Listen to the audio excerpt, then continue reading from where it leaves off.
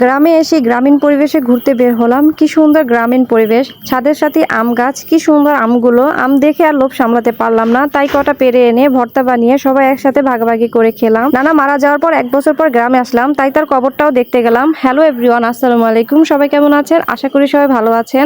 আপনারা কে কোথা থেকে আমার ভিডিওটি দেখছেন অবশ্যই কিন্তু কমেন্ট বক্সে জানিয়ে যাবেন। সবাইকে স্বাগতম জানাচ্ছি আমার আরেকটি ব্লগ ভিডিওতে। তো আজকের ভিডিওতে আপনাদের সাথে শেয়ার করব গ্রামের প্রথম দিনটি আমার কেমন কেটেছে এবং কি কি করলাম। তো আপনারা এর আগের ভিডিওতে দেখতে পেরেছেন যে আমি গ্রামে এসে দুপুরে খাওয়া দাওয়া করেছি। তো দুপুরে খাওয়া দাওয়া করে কিছু সময় আমি রেস্ট করেছি। রেস্ট করে একটু হাঁটতে বের হলাম।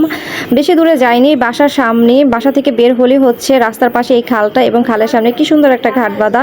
আর খালে কিন্তু এখন পুরো ভরপুর পানি আছে, কারণ খালে এখন জোয়ার, আর যখন ভাটা যায় তখন খালের পানি একেবারেই শুকিয়ে যায়। আর এখানে আমার ছেলে কিন্তু একটু সাইকেল নিয়ে ও দুষ্টুমি করতেছিল। যেহেতু জার্নি করে এসেছি তাই আর বেশি দূরে যাইনি, বাসার সামনে হাঁটাহাঁটি করেছি। এই তো বাজার থেকে মাছ নিয়ে আসা হয়েছে, সেই মাছ কিন্তু আমার খালা কাটতেছিল।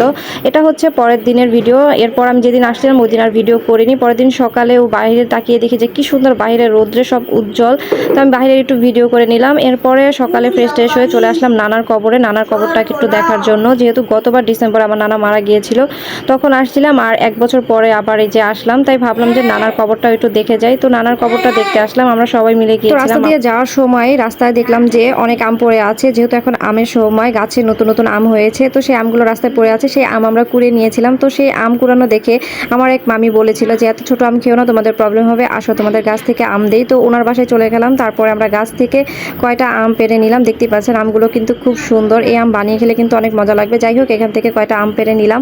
এরপর আমরা সোজা বাসায় চলে আসলাম। বাসায় চলে আসার পরে বাসার পিছনে হচ্ছে গান বাজতেছিল, কারণ হচ্ছে আজকে 2 গ্রামের খেলা হবে, তো এর জন্য কিন্তু এখানে গান বাজতেছিল। তাই আমরা ভাবলাম যে চলেন ওইখানে গিয়ে একটু দেখে আসি।